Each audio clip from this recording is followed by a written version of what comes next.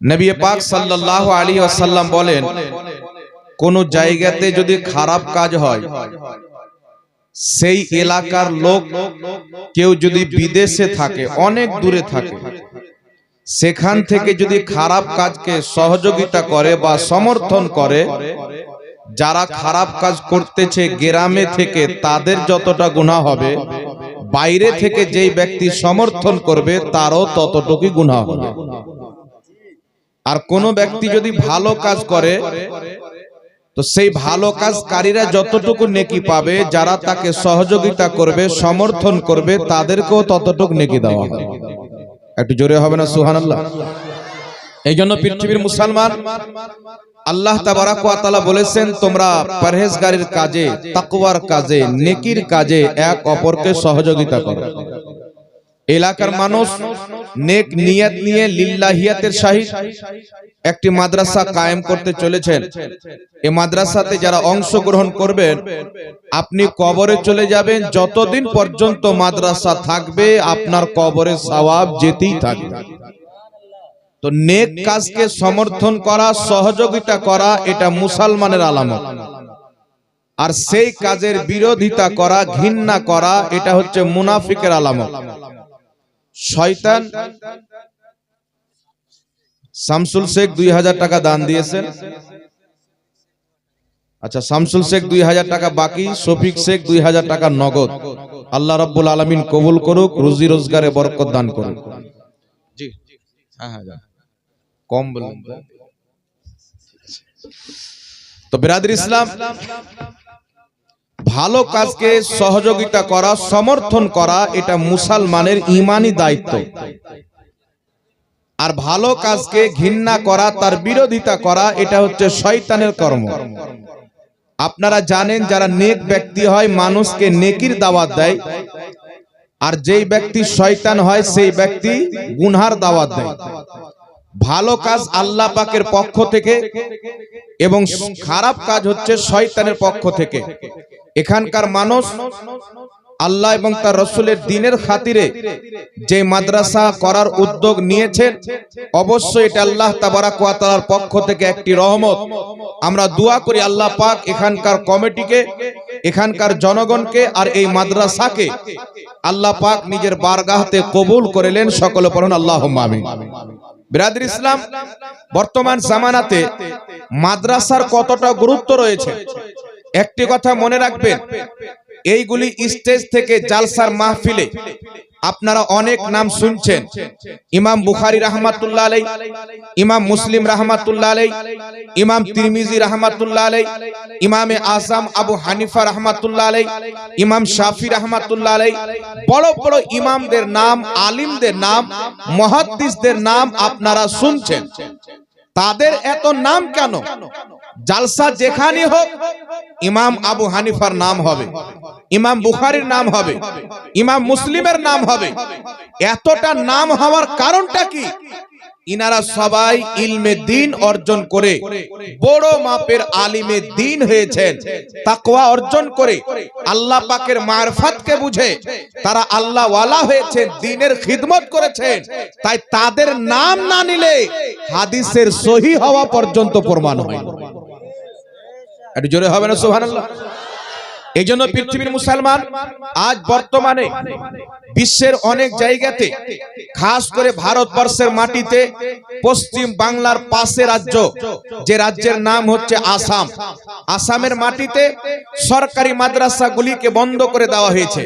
একটি কথা মনে রাখবেন পৃথিবীর মুসলমান, আজ থেকে 500-600 বছর পূর্বে স্পেন বলে একটি দেশ, যেটি মুসলমানের দখলে ছিল, তারা মুসলমানদের হাত থেকে স্পেনকে দখল করার জন্য সর্বপ্রথম পাবলিকের ব্রেনে আলিম ওলমার ব্যাপারে বিদ্বেষ সৃষ্টি করেছিল, তাদের ঘৃণা জন্ম দিয়েছিল। তারপর তারা আলিম ওলমা থেকে দূর হয়ে যায়, আর যেই ব্যক্তি আলিম থেকে দূর হয়ে যাবে সেই ব্যক্তি হালাক হয়ে যাবে, ধ্বংস হয়ে যাবে। এটা 1450 বছর পূর্বে আমার আপনার নবী মুস্তাফা বলেছেন। নবী পাক সাল্লাল্লাহু আলাইহি ওয়াসাল্লাম বলেন, হয় তুমি আলিম হও, নচেত তালিবে ইলম হও, নচেত আলিমের মজলিসে বসনেওয়ালা হও, নচেত আলিমের বন্ধু হও। যদি তুমি এই চারটি জিনিসের মধ্যে কোনো একটাও না হও, রাসূল পাক বলতেছেন তুমি ধ্বংস হয়ে যাবে, তুমি বরবাদ হয়ে যাবে। এই জন্য পৃথিবীর মুসলমান, আমার আপনার নবী এই কথা কেন বলেছেন? একটি কথা মনে রাখবেন, আলিম ওলমা আছেন বলে 5 ওয়াক্তের নামাজ পড়া ফরজ প্রত্যেক দিন আপনাকে বলে।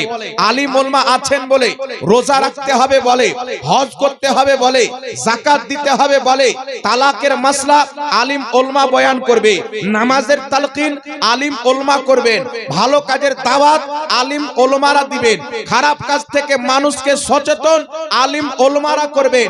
যেই কাজ 1450 বছর পূর্বে মুহাম্মদ রাসূলুল্লাহ এবং তিনার সাহাবীরা আরবের মাটিতে করেছেন, আজ 1450 বছর পর নবী পাকের নায়েব আলিমে দ্বীনরা সেই নবী মুস্তাফার কাজ করে নবীর সুন্নাতে আমল করছে। বলো সুবহানাল্লাহ। এজন্য পৃথিবীর মুসলমান, আলিম ওলমাদের ইজ্জত সম্মান আমার আল্লাহ পাক বাড়িয়েছেন।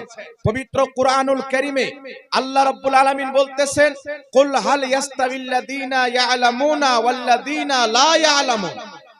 আল্লাহ পাক বলছেন, হে নবী তুমি বলো, যারা জানে এবং যারা জানে না উভয় কি সমান? ইমাম জালালউদ্দিন সুয়ুতী রাহমাতুল্লাহ আলাইহি পবিত্র কুরআনুল আযীমের তাফসীর করতে গিয়ে, বিশ্ববিখ্যাত তাফসীরের কিতাব সারা পৃথিবীর মাদ্রাসায় পড়ানো হয়, তাফসীরে জালালাইনের মধ্যে লিখতেছেন, লা ইয়াস্তাবি, যারা জানে আর যারা জানে না উভয় কোনোদিন সমতুল্য হতে পারে না। আল্লাহ পাক ওই কুরআন পাকে বলছেন, ফাসআলু আহলা যিকরি ইন কুনতুম লা তা'লামুন। আল্লাহ রাব্বুল আলামিন বলতেছেন, যেটা তোমরা জানো না, যারা জানে তাদের কাছে গিয়ে জিজ্ঞাসা করো। এই জন্য পৃথিবীর মুসলমান, আলিমের দ্বীনের মান সম্মানকে আমার আল্লাহ পাক বাড়িয়েছেন। দয়ার নবী মুস্তাফা সাল্লাল্লাহু আলাইহি ওয়াসাল্লাম বলতেছেন, 3টি জিনিসের দিকে তাকানো ইবাদত, পিতা মাতার চেহারার দিকে তাকানো ইবাদত, কাবা ঘরের দিকে তাকানো ইবাদত, আলিম ওলমার চেহারার দিকে তাকানো ইবাদত। এখন কথা হচ্ছে পৃথিবীর মুসলমান, আলিম ওলমার দিকে তাকানো ইবাদত, এর মানে কি আলিমের মাধ্যম দিয়ে গুনাহ হতে পারে না? আলিমদের ভুল হতে পারে না? না পৃথিবীর মুসলমান, একটি কথা মনে রাখবেন, ইসলামের আকীদা হচ্ছে ফেরেশতা এবং নবী এই দুই জাতি ব্যতীত সবারই মাধ্যম দিয়ে গুনাহ হওয়া সম্ভব, ভুলও হওয়া সম্ভব। ফেরেশতাদের মাধ্যম দিয়ে গুনাহ হবে না, নবীর মাধ্যম দিয়ে গুনাহ হবে না, নবী পাকের ভুল ধরা যাবে না। যদি কোনো ব্যক্তি বলে মুহাম্মদ সাল্লাল্লাহু আলাইহি সাল্লাম ভুল করেছেন, সেই ব্যক্তি জাহান্নামী হতে পারে, নবী পাকের কলমা পড়নেওয়ালা উম্মত হতে পারে। এইজন্য পৃথিবীর মুসলমান, আলিম ওলমা যদি ভুল করে, তাদের মাধ্যম দিয়ে যদি গুনাহ হয়ে যায়, আমাদের দেশের লোক, এলাকার লোক, মানুষের লোক কি মনে করে, একজন আলিম যদি কোথাও ভুল করে দেয়, তার দ্বারা দিয়ে মিস্টেক হয়ে যায়, গোটা আলিম সমাজকে কলঙ্কিত মনে করে, আলিমকে ঘৃণা করতে আরম্ভ করে। কিন্তু পৃথিবীর মুসলমান, যদি বুখারী শরীফের হাদিস পড়েন, মুসলিম শরীফের হাদিস পড়েন, শত শত হাদিসের কিতাবের মধ্যে সহিহ হাদিসে ভরা আছে, আমার নবী মুস্তাফার যুগে সাহাবায়ে কেরাম যারা নবী পাকের মাদ্রাসায় পড়েছিলেন, নবী পাকের দরবারে বসে শিক্ষা অর্জন করেছিলেন, নবীর চেহারাকে দেখে কালেমা পাঠ করেছিলেন, আমার নবীর পিছে নামাজ পড়েছিলেন, ওই সাহাবায়ে কেরামরা যখন ভুল করতেন, গুনাহতে লিপ্ত হতেন, আমার নবী মুস্তাফার দরবারে গিয়ে খোদার কাছে তওবা করতেন। মুসলমান সাহাবীর মাধ্যম দিয়ে ভুল হয়েছে, তিনারা যখন গুনাহতে লিপ্ত হয়ে যেতেন, নবী পাকের দরবারে যেতেন। একটি হাদিস আপনাকে বলে দিই, ইমাম ইবনে কাসির রাহমাতুল্লাহ আলাইহি নিজের ফেমাস কিতাব তাফসীর ইবনে কাসিরের মধ্যে উল্লেখ করেছেন, একজন দিহাতি সাহাবী নবী মুস্তাফার ইন্তিকালের 3 দিন পর মদিনাতে হাজির হচ্ছেন। 3 দিন পর। ওই জামানাতে মোবাইল ছিল না, সোশ্যাল মিডিয়ার যুগ ছিল না, ফেসবুক হোয়াটসঅ্যাপ ছিল না, সাহাবায়ে কেরাম সবাই জানতে পারেননি যে রাসূল পাক ইন্তিকাল করেছেন। আল্লাহর নবীর ইন্তিকালের পর, কাফন দাফনের পর সেই সাহাবী এসেছেন মদিনার মাটিতে। আসার পরে হযরতে আলীর সঙ্গে সাক্ষাৎ, জিজ্ঞাসা করতেছেন, এই নবী মুস্তাফার দামাত, নবী মুস্তাফার সাহাবী হযরতে আলী রাদিয়াল্লাহু তাআলা আনহু, আপনি বলেন নবী মুস্তাফা কোথায়, আমার আকা মুস্তাফা কোথায়? আমি সাহাবী নিজের নিজের জানের প্রতি জুলুম করেছে, গুনাহ করে ফেলেছে। আর আল্লাহ কুরআন পাকে বলছে, যখন তুমি গুনাহতে লিপ্ত হবে আমার নবীর দরবারে এসে তওবা করো, তোমাদের হয়ে আমার নবী যদি ক্ষমা চায় আমি তোমাদেরকে ক্ষমা করে দিব। আর একটু জোরে হবে না বাবা? তো সেই সাহাবী বলছেন, ইয়া আলীউল মুর্তজা, আমি এসেছি, আমাকে বলেন রাসূলের পাক কোথায়? হযরতে আলী রাদিয়াল্লাহু তাআলা আনহু বলতেছেন, দয়ার নবী মুস্তাফা সাল্লাল্লাহু তাআলা আলাইহি ওয়াসাল্লাম 3 দিন পূর্বে ইন্তেকাল করেছেন, তুমি কি খবর পাওনি?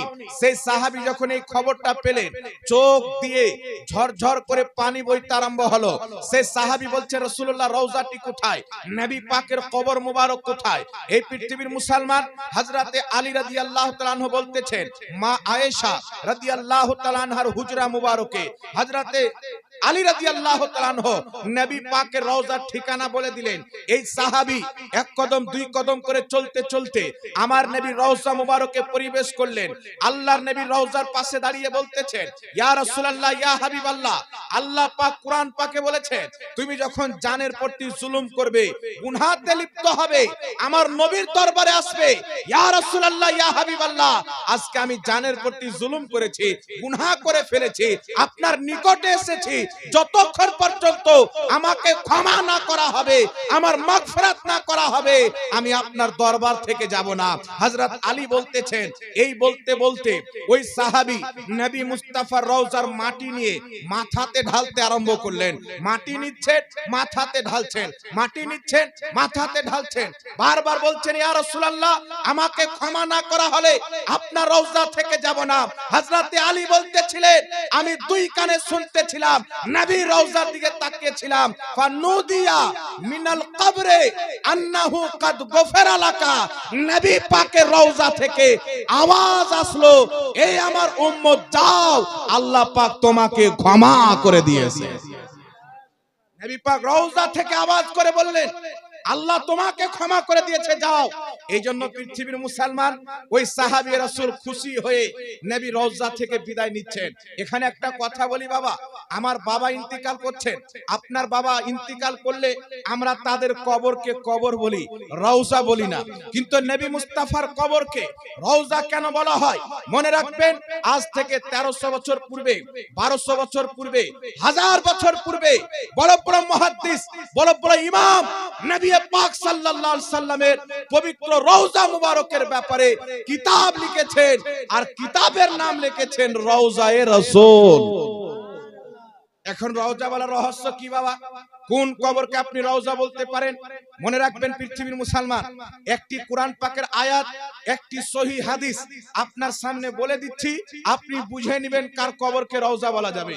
পবিত্র কোরআনুল কারীমে আল্লাহ পাক বলছেন, ওয়াল্লাযীনা আমানু ওয়া আমিলুস সলিহাতি ফি রাউদাতিল জান্নাহ।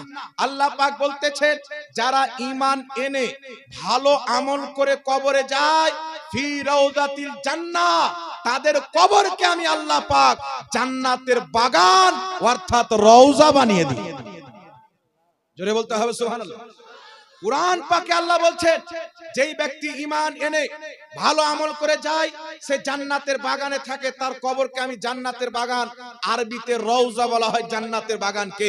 আল্লাহ বলতেছেন, আমার কোন বান্দা যখন ঈমান আনার পর ভালো কর্ম করে ইন্তিকাল করে, আমি আল্লাহ তার কবরটাকে রওজা বানিয়ে দিই। যার কবরকে আল্লাহ পাক রওজা বানিয়ে দেয়, তার কবরকে রওজা বলা আল্লাহ পাকের কুরআনের তরিকা। আরেকটি হাদিস শুনেন বিরাদর ইসলাম, কিতাবটির নাম হচ্ছে জামিউত তিরমিজি। এই পবিত্র তিরমিজি শরীফের মধ্যে রাসূলে কায়নাত থেকে সহিহ সনদে হাদিস বর্ণিত, হাদিসটি উল্লেখ করে ইমাম তিরমিজি নিজেই সহিহ বলেছেন, বিশুদ্ধ বলেছেন। রাসূলে পাক বলতেছেন, যখন কোন ঈমানদার ব্যক্তিকে তার কবরে রাখা হয়, সঙ্গে সঙ্গে তার কবরটি রিয়াজিল জান্নাহ, জান্নাতের রওজা হয়ে যায়, জান্নাতের বাগান হয়ে যায়। যখন কোন পাপীকে, যখন কোন বেনামাজিকে, যখন কোন কাফিরকে, যখন কোন মুশরিককে, যখন কোন বেদিনকে কবরের মধ্যে রাখা হয়, রাসূলে পাক বলছেন তার কবরটা জাহান্নামের টুকরা হয়ে যায়। কি হয়ে যায় বাবা? ঈমানদারের কবর হয় জান্নাতের টুকরা, আরবিতে যাকে রওজা বলা হয়, আর বেঈমানের কবর হয় জাহান্নামের টুকরা। তো যারা ঈমান এনে ভালো আমল করে দুনিয়া থেকে বিদায় নিয়েছে, অর্থাৎ নবীগণ, সিদ্দিকীনগণ, সালেহীনগণ, শহীদগণ, সাহাবায়ে কিরাম, ইমাম মুহাদ্দিসিনগণ, আল্লাহর নেক বান্দা ওলিয়া উলিয়াগণ, ইনারা নেক আমল করে দুনিয়া থেকে বিদায় নিয়েছে। তাই কোরআন হাদিস মোতাবেক মুসলমানেরা তাদের কবরকে রওজা বলে সম্বোধন করে। জোরে বলো সুবহানাল্লাহ। এখানে একটা কথা বলি বাবা আপনাদেরকে, জলিল শেখ বাড়ি দুবরি মোড় থেকে জলিল শেখ ভাই আমার 5000 টাকা দান দিয়েছে। নারে তাকবীর, নারে রিসালাত, উলামায়ে আহলে সুন্নাহ, মাযহাবে ইমাম আবু হানিফা, মাসলাকে আলা হযরত। বাবার নামে ঠিক আছে, ঠিক আছে, আপনার নিয়ত আল্লাহ জানে ভাই। যার নামে দান করুন আল্লাহ পৌঁছে দেবে, আমি বলি না বলি ইনশাআল্লাহ। এটা কে দিয়েছেন? মাদের পক্ষ থেকে 300 টাকা এসেছে। আর এটা কি আছে? নাকের নুথনি না কি বলে, ঠিক আছে তো, কি বলে, চঙ্গি, নাকের চঙ্গি। সুবহানাল্লাহ। সাহাবায়ে কেরামের স্ত্রীরা গলার হার, কানের, নাকের যা ছিল আমার নবী চেয়েছেন সব খুলে নবীর দরবারে হাজির করে দিয়েছে। এই পৃথিবীর মুসলমান, আমার আপনার নবী একবার মদিনাতে এলান করে দিলেন, এ আমার সাহাবীরা যুদ্ধের যাওয়ার জন্য রেডি হয়ে যাও। যারা যুদ্ধ করতে পারবে, সাদরুল টেলার, ঘেরা ভগবানপুর, 1 কুইন্টাল রড, 5টা কোরআন পাক। নারে তাকবীর, নারে রিসালাত। সাদরুল টেলার সাহেব জিন্দাবাদ হবে না? বলেন মারহাবা। আল্লাহ তার দানকে কবুল করুক। এবং মা বোনেরা দান দিয়েছেন, নাকের খুলে দিয়ে দিয়েছেন। আল্লাহ পাক পরওয়ারদিগার আলম বিনা হিসাব কিতাবে জান্নাত নসিব করুক। সকলে পড়ুন আল্লাহুম্মা আমিন। এইজন্য বিরাদর ইসলাম শুনেন, নবী পাক সাল্লাল্লাহু আলাইহি সাল্লামের নেক বান্দাদের কবরকে রওজা বলা, এটা কোরআন এবং হাদিসের তরিকা। কথা বুঝতে পারছেন? এবার আপনাকে বলি পৃথিবীর মুসলমান শুনেন, এই জন্য জ্ঞান অর্জন করতে হবে, ইলম অর্জন করতে হবে। ইলম যদি আপনার কাছে না থাকে, আপনাকে পথভ্রষ্ট করে দেওয়ার সম্ভাবনা রয়েছে। নচেত আলিমের সাথে সম্পর্ক রাখতে হবে। কোন আলিমের সাথে সম্পর্ক রাখতে হবে? যাদের জবান থেকে নবীও মাহফুজ থাকেন, সাহাবাও মাহফুজ থাকেন, আল্লাহর নেক বান্দাও মাহফুজ থাকেন। যারা হক্কানি আলিম হবে, আল্লাহর গ্রহণযোগ্য আলিম হবে, তারা নবীর বেয়াদবি করবেন না, সাহাবীদের বেয়াদবি করবেন না, ওলিদের বেয়াদবি করবেন না। যারা হক্কানি আলিমে দিন হবে, তারা নবীরও প্রশংসা করবে, আল্লাহ ওয়ালাদেরও প্রশংসা করবে। এই জন্য পৃথিবীর মুসলমান, আমরা শিক্ষা কোথায় থেকে নেব? আল্লাহর কোরআন থেকে শিক্ষা নেব, নবী পাকের হাদিস থেকে শিক্ষা নেব। পৃথিবীর মুসলমান, এই পবিত্র কোরআন পাকে আল্লাহ পাকের প্রশংসা আছে, আলহামদুলিল্লাহি রাব্বিল আলামিন। নবী পাকের প্রশংসা রয়েছে, ওয়ামা আরসালনাকা ইল্লা রাহমাতুল লিল আলামিন। আল্লাহর ওলিদের প্রশংসা রয়েছে, আলা ইন্না আউলিয়া আল্লাহি লা খাউফুন আলাইহিম ওয়ালা হুম ইয়াহজানুন। এই পবিত্র কোরআন পাকে নবীর গুণগান, খোদার গুণগান, আল্লাহর ওলিদের গুণগান, সাহাবীদের গুণগান। তাই কোন ব্যক্তি যদি নবীর গুণগান করে, ওলিদের গুণগান করে, এটা আল্লাহ পাকের কোরআনের তরিকা হবে। কার তরিকা হবে? জোরে বলতে হবে। তো কেউ যদি কোরআন মোতাবিক আল্লাহর নেক বান্দাদের প্রশংসা করে, আল্লাহ পাকের প্রশংসা করে, নবী পাকের প্রশংসা করে, এতে কোনো পাপ হওয়ার সম্ভাবনা আছে? যদি পাপ হতো তো আল্লাহ পাক কেন করতেন? পৃথিবীর মুসলমান, আসহাবে কাফ, এই পবিত্র কোরআনুল কারীমে 114টি সূরা রয়েছে। তার মধ্যে একটি সূরার নাম হচ্ছে সূরাতুল কাহফ। এই সূরার মধ্যে আসহাবে কাহফের বর্ণনা এসেছে, তিনারা একটি গুফার মধ্যে শুয়েছিলেন দীর্ঘ বছর পর্যন্ত। তিনাদের সাথে একটি কুকুর ছিল, যেই কুকুরটি 2 পাওকে সামনে মেলে নিজের চেহারাকে গেটের দিকে করে ঘুমিয়েছিল। আল্লাহ পাক কোরআন পাকে কয়েক জায়গাতে বর্ণনা করেছেন, এই কুকুরকে এক জায়গাতেও বাদ দেননি। এখন পৃথিবীর মুসলমান, এই পবিত্র কোরআন পাকে তাফসীরকে পড়েন, ব্যাখ্যাকে পড়েন, তাফসীরে জালালাইন পড়েন, তাফসীরে বাগাবী পড়েন, তাফসীরে নিশাপুরী পড়েন, তাফসীরে মাতুরিদি পড়েন, তাফসীরে জামহাসি পড়েন। হাজারো তাফসীরের কিতাবের মধ্যে লেখা আছে, আসহাবে কাহফ রাসূল ছিলেন না, নবী ছিলেন না। কে ছিলেন? আল্লাহর নেক বান্দা ছিলেন, আল্লাহর ওলি বান্দা ছিলেন। তাদের সঙ্গে একটা কুকুর ছিল। কেউ যদি কুকুরটি কুকুরটিকে মারতো, সেই কুকুরটি যখন আসহাবে কাহাফের সঙ্গে ধরলো, তিনারা তাড়ানোর চেষ্টা করলেন, তো আল্লাহ তাবারাক ওয়া তাআলা সেই কুকুরকে জবান দান করলেন। কুকুরটি বলতেছেন, আমাকে কেন তাড়াচ্ছ? আমি তো আল্লাহর ওলিদেরকে মহব্বত করি, আমি তো তাদেরকে প্রেম করি। আমার আল্লাহ পাক কুরআন পাকে তার বর্ণনা করেছেন। আর ওই কুকুরের ব্যাপারে এসেছেন, কাল কিয়ামতের মাঠে জান্নাতীদের রূপ দান করে আল্লাহ পাক সেই কুকুরকে খোদার জান্নাত দান করবে। একটু জোরে হবে না সুবহানাল্লাহ? এই জন্য পৃথিবীর মুসলমান, মুহাব্বতের নাম হচ্ছে আদব, বেয়াদবির নাম হচ্ছে বেঈমানি হওয়া। কথা বুঝতে পারছেন? এই জন্য আদব করতে হবে কাদের? আল্লাহর নেক বান্দাদের, আল্লাহর বরগজিদা বান্দাদের, আল্লাহর নবীদের সম্মান করতে হবে, আদব করতে হবে। এইবার চলে আসেন পৃথিবীর মুসলমান, মাদ্রাসা কেন জরুরি বলবো? মাদ্রাসা কেন জরুরি? কুফার ও মুশরিক জানে। আমার আপনার নবী বলতেছেন, কুল কায়নাতের যত কাফির আছে, ইহুদি হোক, খ্রিস্টান হোক, যে কোনো ধর্মের হোক, আল কুফরু মিল্লাতুন ওয়াহিদা। এই কাফিররা হচ্ছে একটি দলের লোক, সবাই মুসলমান, ইসলামের বিপক্ষে। এরা সব সময় চায় ইসলামের চারাককে যেন বুঝিয়ে দিই, ইসলামের জ্যোতিকে যেন বুঝিয়ে দিই। এই জন্য পৃথিবীর মুসলমান, ইংরেজরা অনেক চক্রান্ত করেছে, ইহুদিরা চক্রান্ত করেছে, খ্রিস্টানরা চক্রান্ত করেছে।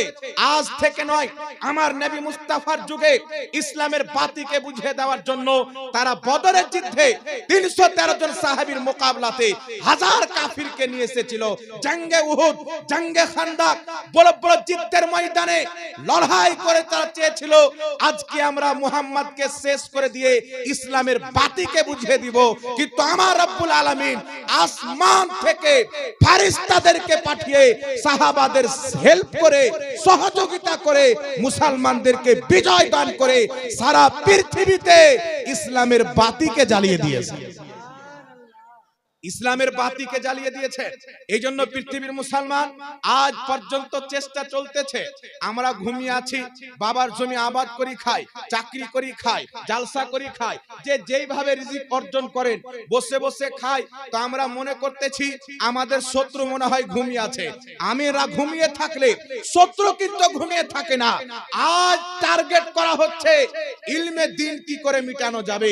মাদ্রাসা শেষ করে দাও, আলিম তৈরি হবে না। আলিম যখন তৈরি না হবে, নবীর মোহাব্বত মানুষের অন্তরে কে বসাবে? খোদার ভয় মানুষের অন্তরে কে জাগাবে? নামাজের দিকে কে নিয়ে যাবে? রোজার দিকে কে নিয়ে যাবে? আলিম যখন শেষ হয়ে যাবে, মানুষ দিন থেকে বেজার হয়ে যাবে, নবী থেকে বেজার হয়ে যাবে, খোদা থেকে বেজার হয়ে যাবে। মহিলাদের পর্দা করার ব্যাপারে বলনেওয়ালা আলিম যখন না থাকবে, মহিলারা বেপর্দা হয়ে যাবে। তো ইসলামকে যদি ধ্বংস করতে হয়, আলিমকে ধ্বংস করো।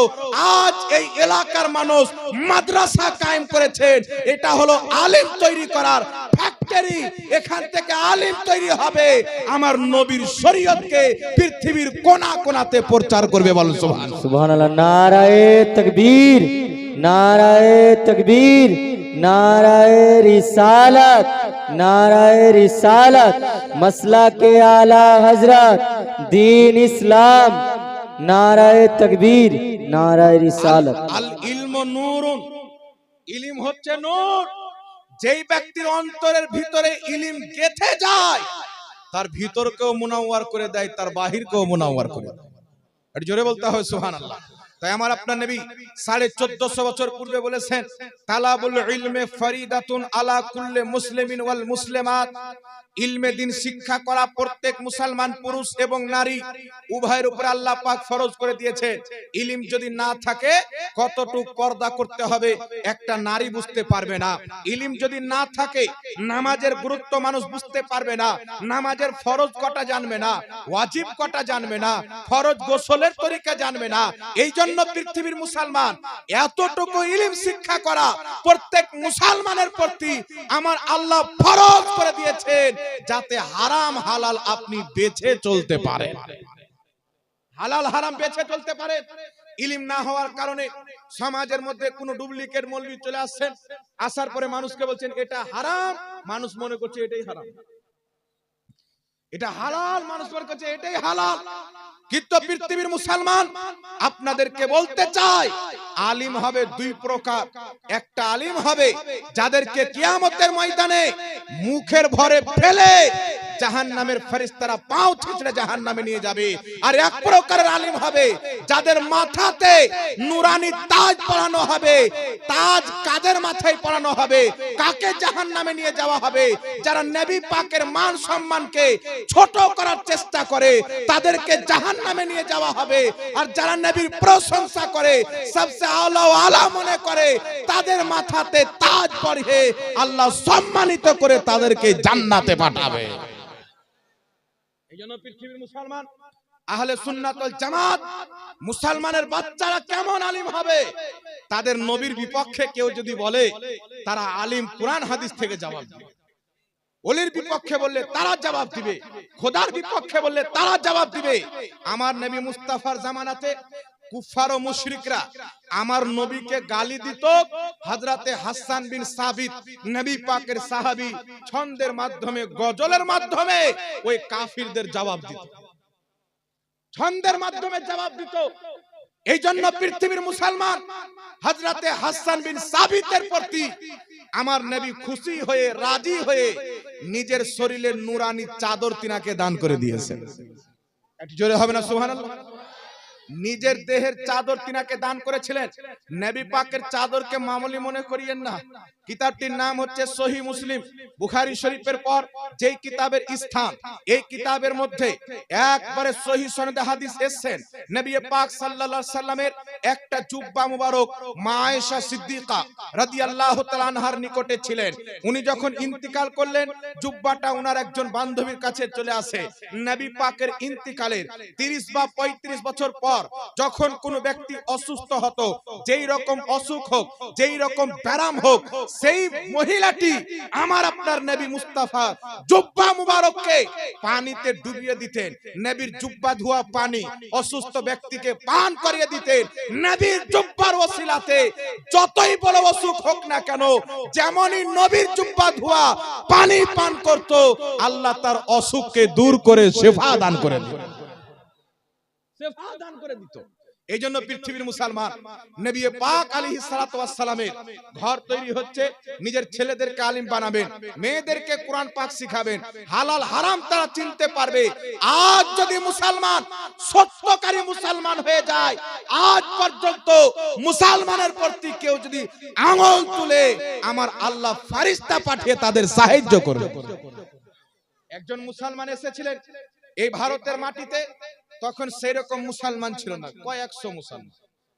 একজন মার্দে মুজাহিদ খাজা মঈনুদ্দিন চিশতি রাহমাতুল্লাহ আলাইহি নবী পাকের রওজা জিয়ারত করতে গিয়েছিলেন। আল্লাহর নবী তিনাকে বলেছিলেন তুমি ভারতে গিয়ে ইসলাম প্রচার করো। এই ভারতের মাটিতে যারা নিচু জাতির ব্যক্তি ছিল, দলিত যাদেরকে বলা হয়, শূদ্র যাদেরকে বলা হয়, চামার যাদেরকে বলা হয়, এদের প্রতি এত জুলুম, এত অত্যাচার হতো। যদি কোনো মহিলার স্বামী মারা যেত, সেই স্বামীর সাথে জীবিত মহিলাকে আগুনে জ্বালিয়ে মারা হতো,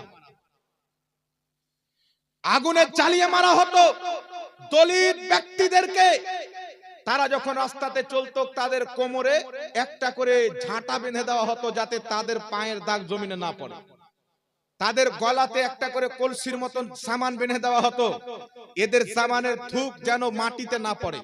এত জুলুম, এত অত্যাচার ছিলেন আমার নবী মুস্তাফা সাল্লাল্লাহু আলাইহি সাল্লাম খাজা মঈনুদ্দিন চিশতিকে এই ভারতের মাটিতে পাঠালেন। হযরতে খাজা মঈনুদ্দিন চিশতি উনি যখন ভারতের মাটিতে আসলেন, রাজস্থানের মাটিতে, ওই সমাতে পৃথিবী রাজের রাজত্ব কায়েম ছিলেন। খাজা মঈনুদ্দিন চিশতি রাহমাতুল্লাহ আলাইহি মানুষদেরকে দাওয়াত দিতে আরম্ভ করলেন, ইসলামের তালিম দিতে আরম্ভ করলেন। শত শত লোক তিনার কথা শুনে, তিনার কারামতকে দেখে, তিনার ক্যারেক্টারকে দেখে ইসলাম ধর্ম ধর্ম যখন কবুল করতে আরম্ভ করলো, পৃথিবীরাজ বাদশার ব্রেনে খটকা লেগে গেল, একে তাড়াতে হবে, একে ভাগাতে হবে। সে অনেক চেষ্টা করলো, পানি বন্ধ করলো, তবুও তিনাকে তাড়াতে পারলো না। শেষের বেলা জয়পাল নামক একজন জাদুঘরকে ডাকা হলো। ওই জামানার সবচাইতে বড় জাদুঘর ছিল। তিনাকে যখন ডাকা হলো, এই জয়পাল জাদুঘর হযরতে খাজা মঈনুদ্দিন চিশতি একটা পাহাড়ের পাশে অবস্থান করে আল্লাহর জিকির আজকার করতেন, খোদা পাকের ইবাদত করতেন। জয়পাল জাদুঘর নিজের জাদুই তাকাতে, জাদুই শক্তিতে বিশাল বড় একটা পাথরকে তুলে খাজা মঈনুদ্দিন চিশতির দিকে নিক্ষেপ করে দেয়। হযরত খাজা মঈনুদ্দিন চিশতি একটি দাগ টেনে দেয়। দাগ টানার পর নিজের মুরিদদেরকে বলে, নিজের মুসলমানদেরকে বলে, তোমরা এই দাগের ভিতরে চলে এসো, আল্লাহ আমাদের হিফাজত করবে, আল্লাহ পাক আমাদেরকে বাঁচাবে। এই পৃথিবীর মুসলমান খাজা মঈনুদ্দিন চিশতির উপরে পাথর ফেলা হলো। ওই দাগের পাশে যখন চলে আসলো, আমার আল্লাহর হুকুমে পাথর দাঁড়িয়ে গেল। এই কারামতকে দেখে আরো মুসলমানের সংখ্যা বাড়তে লাগলো। কি ব্যাপার আছে মুসলমান? একজন মঈনুদ্দিন চিশতি যার গায়েব থেকে আল্লাহ সাহায্য করতেছেন, আজকে মব লিচিং করে মুসলমানকে মারা হচ্ছে, মুসলমানের বাড়িকে জ্বালিয়ে দেওয়া হচ্ছে, তার গাড়িকে জ্বালিয়ে দেওয়া হচ্ছে, তার দোকানকে জ্বালিয়ে দেওয়া হচ্ছে। আল্লাহর পক্ষ থেকে সাহায্য আসে না। কারণ হচ্ছে মুসলমান আমরা আল্লাহর হুকুম থেকে পিছিয়ে গেছি। আল্লাহ নিজের সাহায্যের হাত আমাদের থেকে সরিয়ে নিয়েছেন। মুসলমান নামাজ পড়বে না, সাহায্য কি করে আসবে? মুসলমান মায়েরা বহু বেটিরা বেপরদা ঘুরবে, কেমন করে সাহায্য আসবে? মুসলমান রোজা রাখবে না, সাহায্য কেমন করে আসবে? মুসলমান সুদ খাবে, আল্লাহ কেমন করে সাহায্য করবেন? মুসলমান দারু খাবে, আল্লাহ কেমন করে সাহায্য করবে? খোদার কসম খেয়ে বলি, যেই মুসলমান আমার নবীর সুন্নাত মোতাবিক জীবন যাপন করে, আল্লাহ পাক তার গায়েব থেকে সাহায্য করে। জোরে হবে না সুবহানাল্লাহ? এই জন্য পৃথিবীর মুসলমান আমাদেরকে আমাদের রাসূলের ক্যারেক্টারের ব্যাপারে জানতে হবে, নবী পাকের চরিত্রের ব্যাপারে জানতে হবে, আমার নবী কেমন ভাবে চলেছে। আপনারা জানেন পৃথিবীর মুসলমান সাহাবায়ে কেরাম আমার নবীকে এত ফলো করতেন। আল্লাহর নবী মুস্তাফা সাল্লাল্লাহু আলাইহি ওয়াসাল্লাম সাওমে বিসালে রোজা রাখতেন। কয়েকদিন পর্যন্ত সেহরিও নয়, ইফতার নয়, না খেয়ে খেয়ে রোজা রাখা। সাহাবায়ে কেরাম দেখছেন নবী পাক সাওমে বিসালে রোজা রাখছেন, সাহাবায়ে কেরাম রাখতে আরম্ভ করলেন। একদিন দুই দিন গিয়েছেন, 3 দিনের দিন সাহাবায়ে কেরামের মধ্যে কেউ বেহুশের মতন অবস্থা, কেউ খাম্বাতে হিলান দিয়ে আছেন, কেউ মাথায় পানি ঢালতেছেন। নবী আমার হুজরা থেকে বের হচ্ছেন, দেখতেছেন সাহাবায়ে কেরামের অবস্থা খারাপ। রাসূল পাক বলছেন কি হয়েছে? সাহাবী বলছেন ইয়া রাসূলুল্লাহ, সহিহ মুসলিমের হাদিস। নবী পাক বলছেন, সাহাবী বলছেন ইয়া রাসূলুল্লাহ, ইয়া হাবিবাল্লাহ, আপনি সাওমে বিসালে রোজা রাখেন, আপনাকে দেখে আমরাও রাখতে আরম্ভ করেছি। কয়েকদিন চলে যাওয়ার পর আমাদের শক্তি জবাব দিয়ে দিয়েছে, আমরা আর সহ্য করতে পারি না। আমার আপনার নবী সাহাবীকে বলেছিলেন, আইয়ুকুম মিসলি, তোমরা কে আছো আমার মতো? জোরে হবে না সুবহানাল্লাহ? নবী বলছেন আইয়ুকুম মিসলি, তোমরা কে আছো আমার মতো? ইন্নী লাস্তু মিসলুকুম, তোমরা কেউ আমার মত নয়। ইয়া আবু বকরিন লাম ইয়ারিফনি হাকিকাতান সিওয়া ইয়া রাব্বি, এই আবু বকর আমার হাকিকত কি আল্লাহ ছাড়া কেউ জানে না। আবি তো ইনদা রাব্বি ইতঈমুনি ওয়া ইয়াসকিনি, আমি রাত্রি আমার আল্লাহর কাছে কাটাই, আমার আল্লাহ আমাকে খাওয়ায়, আমার আল্লাহ আমাকে পান করায়। আর একটু জোরে হবে না সুবহানাল্লাহ? তাহলে ব্যাপারটা দেখেন বিরাদর ইসলাম, সাহাবায়ে কেরামকে রাসূলে পাককে সাহাবায়ে কেরাম কত ফলো করতেন। আল্লাহু আকবার কবিরা, সাওমে বিসালে রোজা নবী যতদিন খাবেন না আমরাও ততদিন খাবো না। রাসূল পাকের কদমে কদম মিলিয়ে নবী পাকের সুন্নাতে আমল করে সাহাবারা জীবন যাপন করতেন। যখন জঙ্গে বদর কায়েম হয়, বদরের যুদ্ধের ময়দানে আমার আপনার নবী 313 জন সাহাবীকে নিয়ে ময়দানে হাজির আছেন। বিপক্ষে হাজার কাফির, প্রত্যেক সাহাবীর হাতে অস্ত্র নাই, কিন্তু কাফিরের হাতে অস্ত্র রয়েছে। কাফিররা ভেবেছিল আমাদের ভয়ে মুহাম্মাদের মান্যকারীরা ইসলামকে ত্যাগ করে দিবে। তারা বলেছিল এই মুহাম্মাদের মাননেওয়ালা, এই মুহাম্মদ সাল্লাল্লাহু আলাইহি সাল্লামের কালমা পড়নেওয়ালা, এখনো সময় আছে, তোমরা 313 জন, আমরা 1000 জন দাঁড়িয়ে আছি, যদি তোমরা চাও তোমাদের স্ত্রী যেন বেওয়া না হয়ে যায়, মুহাম্মদকে ছেড়ে দাও, তোমার ছেলে ইয়াতিম না হয়ে যায়, মুস্তাফাকে ছেড়ে দাও। সাহাবায়ে কেরাম বলতেছেন একটা জীবন কোন কথা, খোদা যদি লক্ষ লক্ষ জীবন দান করে মুহাম্মদ আরবির কদমে কুরবান করে দেবে। करो तेरे नाम पे जा फिदा, ना बस एक जा दो जहां फिदा, दो जहां से भी नहीं जी भरा, करो क्या करोड़ों जहां नहीं। এই জন্য পৃথিবীর মুসলমান 313 জন সাহাবীকে বদরের যুদ্ধের ময়দানে নামিয়ে দেওয়ার পর আমার আপনার নবী দোয়া করেছিলেন, আল্লাহ এই 313 জন সাহাবী যদি কামিয়াব না হতে পারে, এদেরকে যদি তুমি সহযোগিতা করে জয় না লাভ করাতে পারো, এই জমিনের মাটিতে তোমার হয়তো আর ইবাদত হবে না। আমার নবীর দোয়া আরশ পর্যন্ত কারেন্টের মতন পৌঁছে গেল। হাজারো হাজার ফেরেশতাকে আল্লাহ পাক ময়দানে পাঠিয়ে কাফিরদের গর্দানকে উড়িয়ে 313 জন মুসলমানকে আল্লাহ বিজয় দান করেছিলেন। জোরে বল সুবহানাল্লাহ।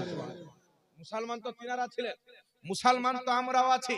কটা লোক সমাজে আছে যে হালাল খায়, কটা লোক আছে যে যাকাত দেয়, কোটি কোটি টাকার বাড়ি, কোটি কোটি টাকার গাড়ি, কোটি কোটি টাকার জমি, কটা লোক যাকাত বের করে, কটা লোক ফসলের ঠিকভাবে ওসুল বের করে। আল্লাহ পাক বলছেন, বান্দা জমিন থেকে যা বের হচ্ছে তুমি এটা মনে করিও না আমি পানি দিচ্ছি তাই ফসল হচ্ছে, জমিনে বীজ বুনছি তাই ফসল হচ্ছে। আমি আল্লাহ, তুমি মেহনত করছো, দিচ্ছি আমি আল্লাহ। আমি আল্লাহ যদি নিষেধ করে দিই, তুমি যতই পানি দাও, যতই বীজ বুনো, ফসল হতে পারে না। আমি আল্লাহ যদি না দিই, পানি বের হতে পারে না। আল্লাহ যদি না দিই, গম হতে পারে না, ধান হতে পারে না। আমি আল্লাহ তোমাকে দিচ্ছি, তুমি তোমার সম্পদের ওসর বের করে আল্লাহর রাস্তাতে দিয়ে তোমার ফসলটাকে পাক বানিয়ে নাও। কেমন করে পাক করব? রাসূল পাক বলছেন 10 হিস্সাতে 1 হিস্সা। আমাদের দেশের লোক মনে করে শুধু ধানের ওসুল দিতে হয়, কিছু তো ওটাও দেয় না। কিছু লোক মনে করে গমের দিতে হয়, পাটের দিতে হয়, না টমেটোর যদি হয় তারও ওষুধ দিতে হবে, বাগানের ওষুধ দিতে হবে, যা কিছু জমিন থেকে বের হবে সব আপনাকে ওসুল বের করতে হবে। যদি আল্লাহ দেওয়া পানিতে হয়, আপনাকে মেহনত না করতে হয়, তাহলে 10 ভাগের 1 ভাগ বের করতে হবে। আর যদি আপনি পানি দিয়ে মেহনত করে করেন তো 20 ভাগের 1 ভাগ বের করতে হবে। কথা হবে না সুবহানাল্লাহ? 20 ভাগের 1 ভাগ আপনাকে বের করতে হবে। মানুষ মনে করে এগুলো তো মৌলবীদের বলার কাজ। মৌলবীরা আব্বার ঘরের কথা বলে না, আল্লাহর কোরআনের কথা বলে, হাদিসের কথা বলছি। যদি আপনি যাকাত না দেন, আপনি যদি ওসর না বের করেন, তো সুদখোরের মধ্যে আর আপনার মধ্যে কি তফাৎ হলো বাবা? মাঠে এত মেহনত করার কি দরকার ছিল? 5 লক্ষ টাকা সুদে লাগিয়ে দিতেন, মাসের মাস 50,000 করে ঢুকতেই থাকতো। তো কেন আপনি ফসল করতে গেলেন? আমি মুসলমান, সুদ খাবো না, এই জন্য তো হারাম খাবো না। তাই ঠান্ডার সময়তে ভোরের বেলা উঠে মাঠে গিয়ে কাজ করেছি। এত মেহনত করার পর আপনি যদি ওসর না বের করেন, সম্পদ টাকা ইনকাম করার পর যাকাত যদি না বের করেন, আপনিও কিন্তু হারাম খেলেন। এই জন্য বলছি বাবা, এত মেহনত যখন করছেন, ফসলের ওসুল বের করবেন, টাকার যাকাত বের করবেন, আর এইগুলো জিনিস কোথায় দান করবেন? মাদ্রাসায় দান করবেন। সুবহানাল্লাহ হবে না? এলাকার গরিব গরবাকেও দিবেন, মাদ্রাসাতেও দান করবেন। আপনার সম্পদ পাক হয়ে যাবে। আপনার ছেলের মধ্যে মুখে যখন আপনি এই পাক লোকমা দিয়ে মানুষ করবেন, আপনার ছেলে কিয়ামতে আপনার প্রশংসা করবে। আর সুদের টাকা খাইয়ে, হারামের টাকা খাইয়ে ছেলে পিলেকে বড় করবেন, কিয়ামতের মাঠে আপনার কলার ধরে বলবে, বাবা আমাদেরকে হারাম খিলিয়ে মানুষ করেছিল, আমাদেরকে হারাম খিলিয়েছিলে। আপনার ছেলে আপনার কলার ধরবে। এই জন্য পৃথিবীর মুসলমান যদি হালাল পথে চলতে লাগে, নেক আমল করতে লাগে, এখন মুসলমান কি আমল করবে বাবা? যেটা মুসলমানদের একটা বড় ধরনের ইবাদতের কাজ, নেকির কাজ, বিয়ে শাদী। এই বিয়ে তো মুসলমানদের ডিজে ছাড়া বিয়ে হয় না। এটা হিন্দুর বিয়ে আর মুসলমানের বিয়েতে তফাৎ বোঝা যায় না। ইহুদির বিয়ে মুসলমানের বিয়েতে তফাৎ বোঝা যায় না। তাদের বিয়েতে বেশ্যা মহিলাদের ডান্স হয়, গানা বাজে, আর আমাদের বিয়েতে ওটা হয়। আমার আর তার মধ্যে তফাৎ কি ছিল? আমার আপনার নবী বলেছেন বিয়েকে সহজ করো, আর নিকাহ মিন সুন্নতি, বিয়ে করা আমি নবী মুস্তাফার সুন্নাত। আজকে মুসলমান ডিজে বাজিয়ে নবীর সুন্নাতের মাজাক উড়াচ্ছে, মুসলমান গান বাজিয়ে নবীর সুন্নাতের মাজাক উড়াচ্ছে। আর কিছু বেহায়া মুসলমান রয়েছে, তার ছোট মেয়ে ডান্স করছে, এ দাঁড়িয়ে দাঁড়িয়ে বেহায়ার মতন দেখছে, তার ছেলে ডান্স করছে, মা বেহায়ার মতন দেখছে। খোদার কসম খেয়ে বলি, ওই পিতা মাতা কুকুর চাইতো খারাপ যার মেয়ে ছেলে বেপরদা হয়ে ডান্স করে আর টুকুর টুকুর দেখে, নিষেধ করে না। একটা কুকুরের দাম আছে, ওই পিতা মাতার দাম নাই। बेशक बेशक, वाह सुभान মনে अल्लाह। করছো তোমাকে ছেড়ে দিবে? মরো, তোমার বেটার আগে তোমাকে জাহান্নামে যেতে হবে, তোমার মেয়ের আগে তোমাকে জাহান্নামে যেতে হবে। বাড়িতে একটা যদি মহিলা থাকে, তার বাপের প্রতি ফরজ আছে সেই মহিলাকে পর্দার কথা বলবে, মায়ের প্রতি ফরজ আছে মহিলাকে পর্দা শিখাবে। মহিলা যদি বেপর্দা বেরিয়ে যায়, ভাইয়ের প্রতি ফরজ আছে তাকে পর্দার কথা বলবে। স্ত্রী যদি বেপর্দা হয়, স্বামীর প্রতি ফরজ আছে তাকে পর্দার কথা বলবে। আজ যারা মোটর সাইকেলে করে নিজের স্ত্রীকে বেপর্দা ঘুরিয়ে নিয়ে বাড়ায়, তার প্যাট দেখতে পাওয়া যায়, মাথার চুল দেখতে পাওয়া যায়, ঘাড় দেখতে পাওয়া যায়, কাল কিয়ামতের মাঠে একজন মহিলা চারজনকে জাহান্নামে নিয়ে যাবে। এক নম্বরে বাপ, দুই নম্বরে মা, তিন নম্বরে ভাই, চার নম্বরে তার স্বামী। এই চারজনকে জাহান্নামে নিয়ে যাবে। আল্লাহ বলে, মহিলা তুমি বেপর্দা ঘুরেছো, যাও তোমার ঠিকানা জাহান্নাম। মহিলাটি বলবে, আল্লাহ আমার বাবা তো পর্দা শিখায়নি, আমার মা কোনদিন পর্দার কথা বলেনি, আমার ভাই পর্দার কথা বলেনি, আমার জীবন সঙ্গী আমার স্বামী তো ওই নিজেই তো বেপর্দা নিয়ে ঘুরিয়েছেন। আল্লাহ বলছেন, ওর বাপকেও জাহান্নামে নিয়ে যাও, ওর মাকেও জাহান্নামে নিয়ে যাও, ওর ভাইকেও জাহান্নামে নিয়ে যাও, ওর স্বামীকেও জাহান্নামে নিয়ে যাও। ইসলাম খেলাধুলার ধর্ম নয়। যেই ব্যক্তি ইসলাম মোতাবিক চলবে তারাই মুসলমান। আর আপনি সুদ খাবেন বলে আমি মুসলমান, আপনি জুয়া খেলবেন বলে মুসলমান, বেপর্দা মহিলাদেরকে ঘোরাবেন বলে মুসলমান, আপনি নামের মুসলমান হচ্ছেন, প্রকৃত মুসলমান হতে পারেন না। তাই আল্লাহর দরবারে না আপনার দোয়া কবুল হবে, না আল্লাহর দরবারে আপনার হাত কবুল হবে। এই জন্য পৃথিবীর মুসলমান এখন পর্যন্ত তওবার দরজা খোলা আছে, নিজের মেয়েদেরকে পর্দা শিখান। আজ ভারতবর্ষের মাটিতে ইসলামের সবচাইতে দুশ্মন সংগঠন যার নাম হচ্ছে আরএসএস লক্ষ লক্ষ যুবকদেরকে ছেড়ে রেখেছে স্কুলে কলেজে। তাদেরকে বলা হয়েছে একটা মুসলিম মহিলাকে নিজের প্রেমে ফাঁসিয়ে যদি নিয়ে আসতে পারো 5 লক্ষ টাকা দেওয়া হবে, গাড়ি দেওয়া হবে, একটা বাড়ি দেওয়া হবে।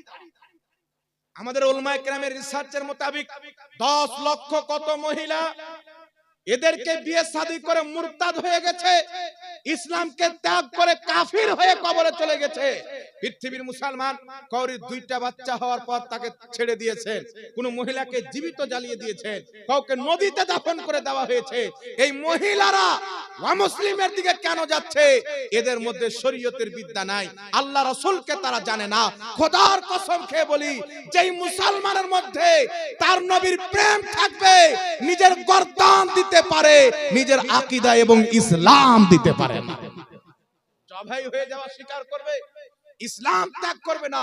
খোদার কসম খেয়ে বলি, সারা পৃথিবীর ধর্মের লোক যদি একদিকে চলে আসে, ইসলামের মান্যকারী একদিকে থাকে, যদি মুনাজরা হয়ে যায়, আল্লাহর কসম খেয়ে বলি ইসলামের বিজয় হবে। কারণ মুসলমান অন্য কারোর ইবাদত করে না, একমাত্র তারা আল্লাহর ইবাদত করে। আগুনের পূজা করে নিজেকে সত্যবাদী প্রমাণ করতে পারে না, সূর্যের পূজা করে সত্যবাদী প্রমাণ করতে পারে না। মুসলমান উত্তরে বলবে, তোমরা যে আগুনের পূজা করো, ওই আগুন দিয়ে তো আমরা চুলাতে লকড়ি হলে ভাত রান্না করি।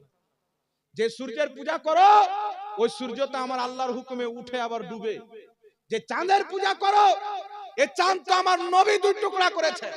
সূর্যের পূজা করো, এই সূর্যটা আমার নবী ফিরিয়েছে। পাথরের পূজা করো, এই পাথরটা আমার নবীর কালমা পাঠ করেছেন। আর এ যদি খোদা হবে, ইবাদতের যজ্ঞ হবে, তো আমার নবীর ইশারায় টুকরা কেন হয়ে যাবে? নবীর ইশারায় ফিরে কেন চলে আসবে? নবীর ইশারায় পাথর কালমা পাঠ কেন করবে? তো বুঝা গেল এইগুলো কিছুই খোদা নয়, এইগুলো হচ্ছে খোদার সৃষ্টি। তাই জয় মুসলমানের হবে, আমরা সৃষ্টির ইবাদত করি না, আমরা স্রষ্টার ইবাদত করি। জোরে হবে না সুবহানাল্লাহ? স্রষ্টার ইবাদত করি। এই জন্য পৃথিবীর মুসলমান ইসলাম ধর্মের সৌন্দর্য হচ্ছে এক আল্লাহর ইবাদত করা, আর তাদের নবীকে নিজের জীবন চাইতে বেশি ভালোবাসে। আল্লাহ নবী এলান করছেন, যারা তোমরা যুদ্ধ করতে পারবে বাড়ি থেকে অস্ত্র নিয়ে বেরিয়ে যাও। যারা যুদ্ধের ময়দানে শরীক হতে পারবে না, লড়াই করতে পারবে না, হাত ভেঙে গেছে, পাও কেটে গেছে, দুর্বল হয়ে গেছে, বয়োজ্যেষ্ঠ হয়ে গেছে, তারা নিজের অস্ত্র নবীর দরবারে হাজির করে দাও। যারা যুদ্ধ করতে পারবে তাদের হাতে দাও। নবী পাক এলান করে দিলেন। সাহাবায়ে কেরাম নিজের অস্ত্র নবী মুস্তাফার কদমে রেখে দিলেন। একজন মহিলা, একজন মা ছোট একটা বাচ্চা কোলে নিয়ে, 6 থেকে 7 মাসের একটা ছেলে কোলে নিয়ে নবীর দরবারে হাজির হয়ে গেলেন। ইয়া রাসূলুল্লাহ, ইয়া হাবিবাল্লাহ, আজকে যুদ্ধের প্রয়োজন পড়েছে, ইসলামের রক্ষার কথা এসেছে। ইয়া হাবিবাল্লাহ, আমার স্বামী বেঁচে নাই, নচেত আপনার সাথে যুদ্ধের ময়দানে পাঠাতে। আমার বাপ বেঁচে নাই, আমার ভাই বেঁচে নাই। ইয়া রাসূলুল্লাহ, ইয়া হাবিবাল্লাহ, বদরের যুদ্ধে আমার স্বামী আপনার মহব্বতে শহীদ হয়ে গেছে, আমার ভাই শহীদ হয়ে গেছে, আমার কাছে দেওয়ার মতন কিছু নাই। ইয়া রাসূলুল্লাহ, আমার এই ছোট্ট বাচ্চা, আমার স্বামী যখন বদরের যুদ্ধে শহীদ হয়ে যায়, তার বাচ্চা আমার পেটে ছিল, আজকে আমার কোলে আছে, দুধ পান করতেছে। ইয়া রাসূলুল্লাহ, ইয়া হাবিবাল্লাহ, আমার এই 6 মাসের বাচ্চাকে আপনি যুদ্ধের ময়দানে নিয়ে যান, যাতে আমি খোদাকে বলতে পারি তোমার নবীর ডাকে 6 মাসের বাচ্চা কুরবান করে দিয়েছে। আমার নবীর চোখ দিয়ে পানি বেরিয়ে যাচ্ছে। রাসূল পাক বলতেছেন, মা তোমার এই ছোট বাচ্চা যুদ্ধের ময়দানে কি করবে?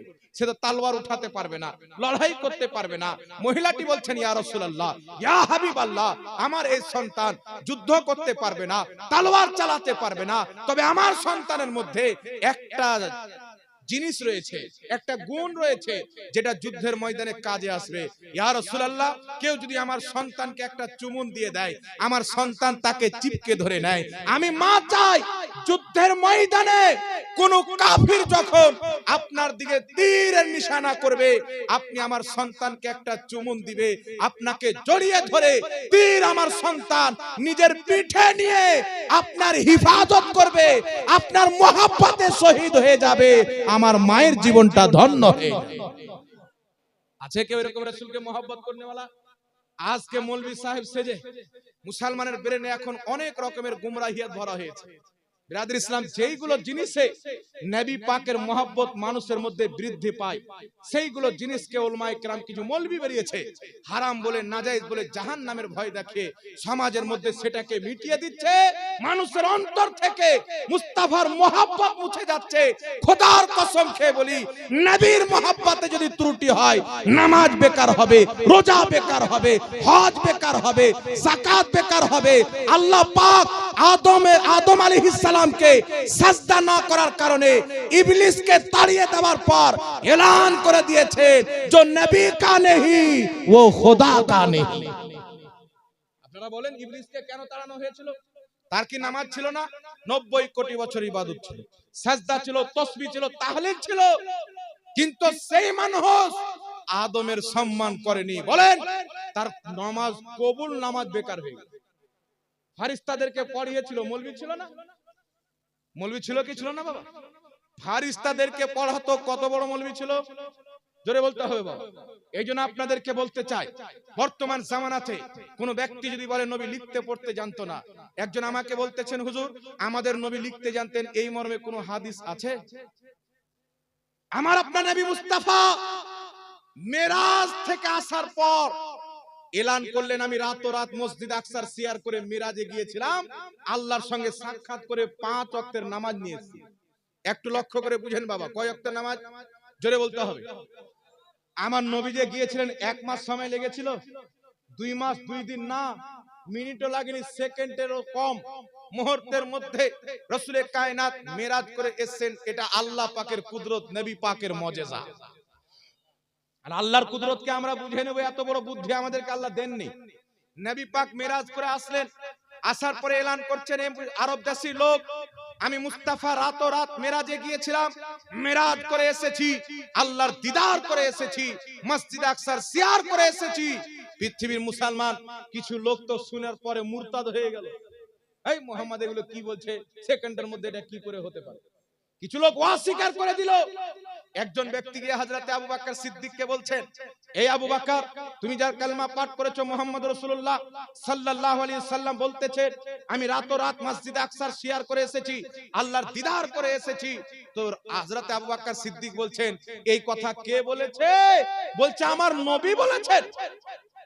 বলছেন এই কথা যদি নবী বলে থাকে, আমি আবু বকর সিদ্দিক এক বাক্যে বিশ্বাস করি নবীর মধ্যে এটা সম্ভব রয়েছে। এটি জোরে হবে না সুবহানাল্লাহ? এক বাক্যে বিশ্বাস করি। আবু বকর সিদ্দিক বললেন